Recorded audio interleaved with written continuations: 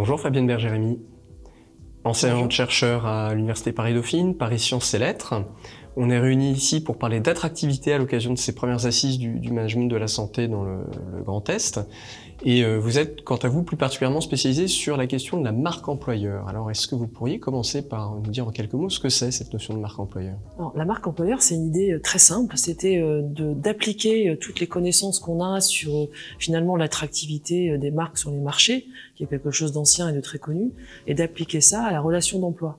Et de se dire finalement, un collaborateur, certes, il est lié par un contrat avec une rémunération, mais ça va bien au-delà. C'est-à-dire qu'il y a aussi des aspects symboliques, expérientiels dans le vécu de travail qu'il faut prendre en compte et qui créent un contrat plus psychologique, un peu comme le même type de relation qu'entre un consommateur et une marque. Et donc de tenir compte mieux dans les organisations de ces aspects plus symboliques, plus expérientiels de la relation d'emploi. C'est ça l'idée derrière en fait. Alors justement, quand on entend ce vocable de marque, on pense un peu marketing, on pense communication.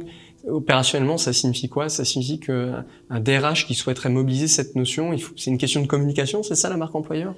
Alors effectivement, ça consiste quand même à utiliser des techniques marketing et de communication qui ont fait leur preuve dans un monde plus marchand à la relation d'emploi et aux collaborateurs.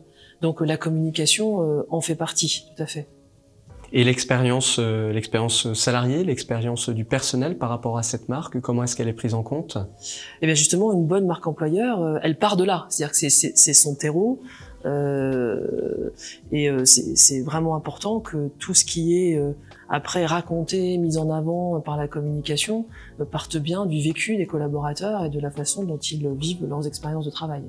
Et dans un contexte comme celui de la santé, où on a quand même des missions particulières, on prend soin de l'autre, comment est-ce qu'on peut mobiliser opérationnellement cette notion de marque employeur? Alors, je dirais que la santé finalement est un secteur qui s'y prête assez bien, puisque de facto on a une vraie mission sociale, ça peut être parfois plus difficile dans des entreprises ou des organisations d'autres secteurs. Donc là on a un terreau favorable.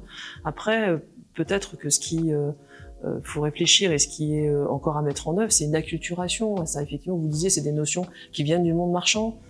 Elles peuvent pas s'appliquer sans certaines précautions, et donc il faut vraiment les adapter au contexte de la santé, les adapter au contexte de la relation entre le professionnel de santé et le patient, qui va être très différent d'une relation marchande ou d'une relation administrative voilà. Donc il y a des efforts d'adaptation, mais je dirais que c'est plutôt un terreau sur lequel si les organisations de santé prennent ça en main, il y a plutôt des choses intéressantes à raconter, des vraies histoires de vie, des vraies histoires de personnes qui sont susceptibles de toucher à la fois des potentiels candidats ou d'autres collaborateurs.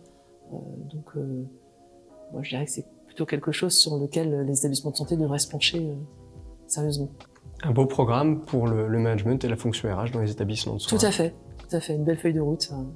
Et à la clé aussi des résultats assez intéressants, justement, à condition d'être vraiment authentique et de pas vouloir faire de la communication paillette ou de se comparer à d'autres établissements ou d'autres secteurs, mais de partir là aussi vraiment d'histoire de vie. Et c'est ça que les collaborateurs ont envie d'entendre. Merci Fabienne Bergérémy. De rien, merci à vous.